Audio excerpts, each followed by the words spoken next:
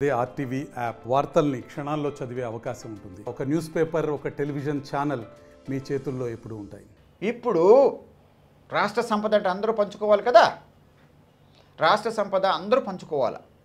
అది ఇంక్లూడింగ్ రాష్ట్ర సంపద అంటే ఖనిజాలు కూడా, అలాగే బ్యాంకు లోన్లు కూడా. బ్యాంకు లోన్లు ఇప్పుడు తీసుకుంటే చూస్తే బ్యాంకులో వచ్చే డబ్బులన్నీ కూడా ఎక్కడి నుంచి వస్తున్నాయో తెలుసా? నిరుపేదలు ఆ సేవింగ్స్ బ్యాంకులో వేసుకున్న ఆ 10,000, 20,000, 10,000, 20,000 కోట్లుగా వాళ్ళ దగ్గర ఉంటే ఒక్కొక్క పారిశ్రామికవేత్త 30,000, 40,000, 1,00,000 కోట్లు తీసుకుని అంత గొప్పవాళ్ళు అవుతున్నారు. నేనేం తెలియజేశానంటే ఏమైతే ఉందో ప్రభుత్వ బ్యాంకులు ఇచ్చే లోన్లన్నీ కూడా ఆ సామాజిక వర్గానికి అక్కడున్న జనాభా నిష్పత్తి ప్రకారం ఇవ్వాలని చెప్పి నేను కోరిన ఆలోచన పరుడు వరప్రసాదరావు ఉన్నాడంటే ఇలాంటి గొప్ప ఆలోచనలు ఎవరికన్నా వచ్చి ఉంటాయా అని చెప్పి నేను అడుగుతున్నాను. సార్ చివరిగా కన్నా దీనికి చెప్పండి, ఇలాంటి ఆలోచనలు ఉన్న ఇంకొక రాజకీయవేత్త ఉన్నారా? మీరు ఎప్పుడన్నా చూసారా? మీరు ఈ విధంగా బ్యాంకు లోన్లు ఇస్తే ప్రభుత్వ బ్యాంకు లోన్లు కనుక అలాగే ఖనిజాలకు అనుకునే ఏమన్నా కూడా రాష్ట్ర సంపద ప్రభుత్వ సంపద ఉంటే అది జనాభా నిష్పత్తి ప్రకారం ఆ కులాలకు అందరికి ఇవ్వాలా అన్నది ఎవరన్నా ఆలోచించారా? లేకపోతే ఈ సమాజంలో ఉన్న అసమానతలు ఎప్పటికి పోతాయి? ఆర్థికంగా ఏమన్నారు అంబేద్కర్? కేవలం రాజకీయ ప్రజాస్వామ్యం వస్తే చాలదు, దాంతోపాటు సామాజిక ప్రజాస్వామ్యం రావాలా, దాంతోపాటు ఆర్థిక ప్రజాస్వామ్యం రావాలని చెప్పినప్పుడు ఈ మూడు కనుక సంబంధం లేకపోతే ఎవరన్నా ఒక దిష్టి బొమ్మలాగా ఒక ఎమ్మెల్యేని పెట్టారు, ఒక ఎంపీని పెట్టారంటే ఏంటి ప్రయోజనం అప్పుడు? కనుక నిజమైన ప్రజాస్వామ్యం అంటే ఈ మూడు వస్తేనే రాజకీయ ప్రజాస్వామ్యం మాత్రం సరిపోదు, దాంతోపాటు సామాజిక ప్రజాస్వామ్యం రావాలి. సామాజిక ప్రజాస్వామ్యం ఎప్పుడు వస్తుందంటే ఆర్థిక ప్రజాస్వామ్యం వస్తే. ఇందులో కాంట్రాక్టర్లు నేను చట్ట ప్రకారం 100 మందికి ఇచ్చేసానంటే దానికి ముందు కావాల్సింది పెట్టుబడి ఎవడిస్తాడు, ఇది కూడా తెలియజేశా. నేను చట్ట ప్రకారం ఇచ్చేసాను 50%కి నేను బీసీలకు ఇచ్చేసాను, ఎస్సీలకు ఇచ్చేసానంటే అక్కడ పెట్టుబడి ఎవరు పెడతారు? ఆ పెట్టుబడో లేకపోతే దానికి కావాల్సిన సామాగ్రి ముందు వస్తువులు రా మెటీరియల్ ఇస్తే తప్ప అది నిజమైన ప్రజాస్వామ్యం అవుతుంది, అది నిజమైన సామాజిక న్యాయం అవుతుంది. ఇవన్నీ నేను మాట్లాడుతున్నాను కనుక నేను దానికి ఎలా మాట్లాడే వ్యక్తిని కనుక ఈరోజు సీట్ ఇవ్వలేదు అని చెప్పి బాధపడడానికి కూడా నాకు అర్థం లేదే. కానీ నా ఆలోచన మారడానికి నేను ఐఏఎస్ విడిచిపెట్టి నా కుటుంబం విడిచిపెట్టి నేను ఒక పదవి కొరకు రాలేదే. అందుకనే మీరు చూస్తుంటారు అన్ని విధాలు అర్హుడు ఉన్నప్పుడు కూడా వరప్రసాదరావు 19లో ఇవ్వలేదు, ఆ తర్వాత రెండోసారి కూడా ఇవ్వలేదు. ఏ రోజన్నా నేను బాధ వ్యక్తం చేశానా, మాట్లాడానా? ఎందుకో తెలుసా? ఎమ్మెల్యేలు ఎంపీలు నా కృషి ఉంటుంది, నా కష్టార్జితం ఉంటుంది, కానీ మంత్రి పదవిలో నా కృషి నా కష్టార్జితమో ఉండదు. ఏ ఒక్కటి కూడా నా కృషి నా కష్టార్జితం లేకోకుండా ఒక వస్తువు కానీ పదవి కానీ నాకు ఇష్టం ఉండదని చెప్పి చాలాసార్లు చెప్పాను. స్ట్రైట్ క్వశ్చన్ అవుతుంది. మీరు 2024 ఎన్నికలు వస్తున్నాయి, మీ రాజకీయ ప్రయాణం ఎలా ఉంటుంది స్పష్టంగా చెప్పండి. నేను చాలా స్పష్టంగా నేను మాటలు ఎప్పుడు అంటే వైఎస్ఆర్సీపీతోనే వెళ్తారా లేదంటే వేరే నిర్ణయాలు తీసుకుంటారా? దయచేసి మీరు లేని మాటలు పెట్టవద్దు, బాగా అర్థం చేసుకోవాలి మీరు కూడా. దయచేసి మీరు కూడా అనుభవంతులు కనుక గయాజ్ గారు, నేను చెప్పేది స్పష్టంగా తెలియచేస్తున్నా. ఓకే, నేను చెప్పేది ఏమిటి? నేను ప్రజల్లో ఉండాలా, ప్రత్యక్ష ఎన్నికల్లో పాల్గొనాలా అని అంత స్పష్టంగా తెలియచేస్తుంటే అక్కడ అవకాశం లేకపోతే నేను ఏం చేయమంటారో చెప్పండి నాకు. మీరు పెద్దవారు అడిగేటప్పుడు ఆలోచించి అడిగితే బాగుంటుంది, ఏమనుకోకండి. కనుక ఆ రోజు కూడా ప్రత్యక్ష ఎన్నికల్లో ఉంటా, గెలుపు ఓటంలో అదే పందెం అంటే. అందుకే వచ్చాను తప్ప ఒక పదవి ఖర్చు అనకూడదు, లేదా ఎవరో ఇస్తే తీసుకుని మరి భావాలు ఎలా వ్యక్తం చేస్తాను నేను? పార్లమెంట్లో మాట్లాడితే, ఆ హైయర్ జ్యుడిషియరీలో మాట్లాడితే, ఏ పార్టీ అయినా ప్రత్యక్ష ఎన్నికల్లో ప్రజల్లో లేదు. వినండి నాన్న, ఇప్పుడు జ్యుడిషియరీకి లేకపోవడం వలన ఎంత ఇబ్బంది పడిపోతున్నారో చదువుకున్న వాళ్ళకి జడ్జిమెంట్ ఒక్కొక్కటి చూస్తుంటే మాకు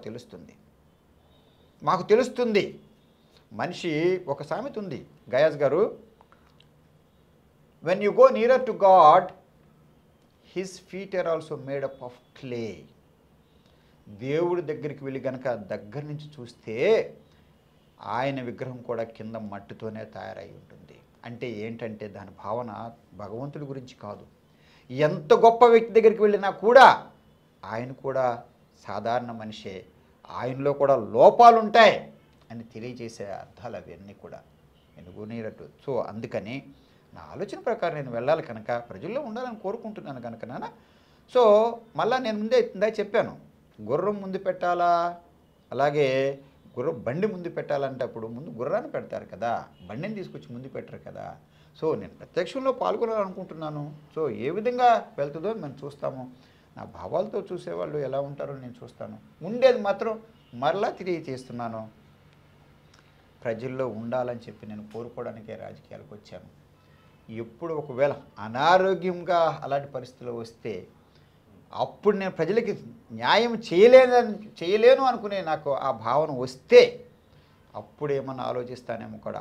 అలాంటి పరిస్థితి నాకు రాదు. ఎందుకంటే ముందు కావాల్సింది ఏమిటంటే ఆరోగ్యం కావాలా, ఆరోగ్యం జాగ్రత్తగా కాపాడుకుంటాను. ఎందుకనే అప్పుడే ప్రజలకి సేవ చేయగలను.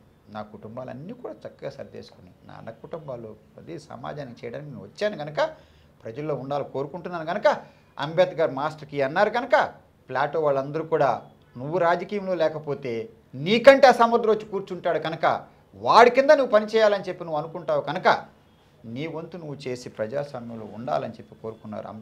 మహాత్మా గాంధీ కూడా అదే చెప్పాడు, నువ్వు సమాజంలో ఏమి మార్పు కావాలనుకున్నావు నువ్వు చేసి చూపించన్నాడు. అందుకనే ఎన్ని కష్టాలు ఉన్నా కూడా రాజకీయాలు అన్న తర్వాత ఎంతో కష్టాలు. అందులో ఆంధ్ర రాష్ట్రంలో రాజకీయం చేయడం అనేది అంత సులభం కాదు, వ్యక్తిత్వంతో చేయడం అంతకంటే కష్టం కూడా. అయితే కుల బలం అన్నా ఉండాలా, లేదా ఆర్థిక బలం ఉండాలా, రకరకాల సమస్యలు ఉన్న చోట కూడా చక్కగా మాలాటి వాళ్ళు అలా వెళ్తున్నామంటే అందుకే చాలామంది ప్రజలు కూడా నన్ను ఆదరిస్తున్నారు. ఎంతోమంది ఫోన్లు చేస్తున్నారు, నా భావాలకి హర్షం తెలియచేస్తున్నారు. నేను ఇచ్చిన ఏమన్నా ప్రెస్ మీట్లు ఎవరన్నా మీలాంటి వాడు అడిగితే దానికి ఎంతోమంది కూడా నన్ను అభినందిస్తున్నారని చెప్పి మేము తెలియజేయడంలో నాకు సంతోషంగా ఉందని చెప్పి మీకు తెలియజేస్తున్నాను. అంటే మీరు చివరిగా ప్రజల్లో ఉంటారు, రేపు ప్రత్యక్ష ఎన్నికల్లో ఉంటారు, ఎంపీ కానీ ఎమ్మెల్యే కానీ. అయితే ఏ పార్టీ నుంచి ఉండు? అయ్యో మరలా మొదలుకొచ్చారు. ఇక్కడ ఉంటామని కూడా చెప్పడానికి వీలు లేదు. గెలిస్తేనే కదా మన ఎంపీ ఉండేది, గెలిస్తేనే కదా మన ఎమ్మెల్యే ఉండేది. సో అంతవరకే కనుక. కాకపోతే ప్రజల్లో ఉంటానన్నదాన్ని మీరు వేరే విధంగా తీసుకోవద్దు. ఇప్పుడు ఓడిపోయినా కూడా నేను ప్రజల్లో ఉంటాను కదా. అప్పుడు 9లో ఓడిపోయాను.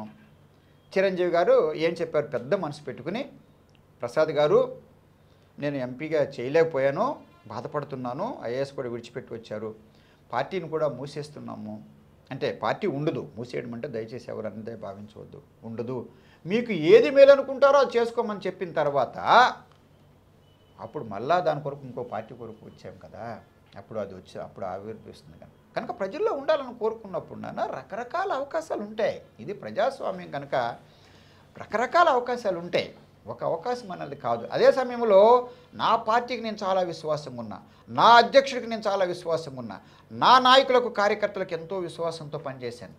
ఒకరు వేలెత్తి చూపించేటట్టుగా ఏ రోజు కూడా గత 10 సంవత్సరాల్లో లేదా దాదాపు ఇది 12 సంవత్సరాల్లో ఏ రోజు కూడా ఒకరు ఏలెత్తి చూపించేటట్టుగా నేను ప్రవర్తించను. అదే సమయంలో మాలాంటి వాళ్ళకి ఆలోచనలు అంటూ లేకపోతే, ఒక ఎజెండా అంటూ లేకపోతే ఈ రాజకీయాలు ఇలాగే సాగుతాయి. అందుకని మాలాంటి వాళ్ళుగానే ఉండాలా, రాజకీయాలు కూడా ఉండాలా. తర్వాత రాజకీయాలు అన్న తర్వాత అందరూ ఒకేలాగా ఉండకూడదు, భావాలతో ఉన్నవాళ్ళు ఉండాలా. అన్ని పార్టీల్లో కూడా అలాగే ఉంటుంది. కాకపోతే కొన్ని పార్టీలు జీర్ణించుకుంటాయి, కొన్ని పార్టీలు జీర్ణించుకోలేవు.